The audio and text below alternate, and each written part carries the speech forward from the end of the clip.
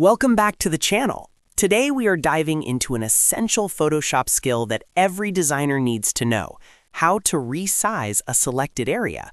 Whether you're working on photo manipulations or creating complex graphic designs, resizing your selections is a foundational technique that saves massive amounts of time.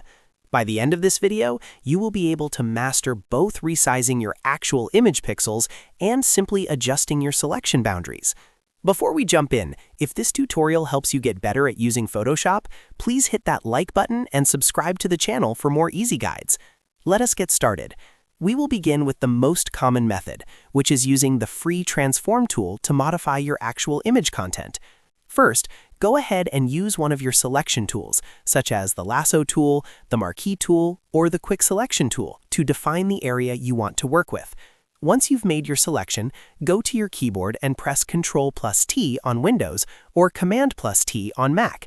This instantly activates the free transform tool, and you will see a bounding box appear around your target area. To resize, simply click and drag the corner handles inward or outward. If you want to maintain the aspect ratio, simply hold down the Shift key while dragging. Once you are satisfied with your new size, just press Enter to apply the change. Now, there's a second very powerful method if you only want to resize the selection boundary itself without actually moving or affecting the pixels underneath. To do this, create your initial selection, then go to the top menu, click on Select, and choose Transform Selection. You will notice that your adjustment handles reappear, but now when you drag them, you are only modifying the marquee line of the selection. This is perfect for fine-tuning your focus without altering the source image. Again, press Enter whenever you're happy with the adjustment. Here's a pro tip to make your workflow even faster. If you want to resize your selection starting right from the center point, hold down the Alt key or Option on Mac while you drag the handles.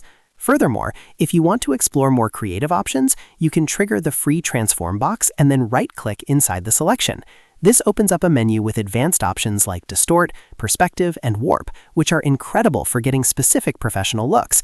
Remember that practice is key to getting comfortable with these hotkeys, so try them out on your current project today. If you found this video helpful, please make sure to hit that like and subscribe button to stay updated with our latest tutorials. Thanks for watching, and I'll see you in the next one.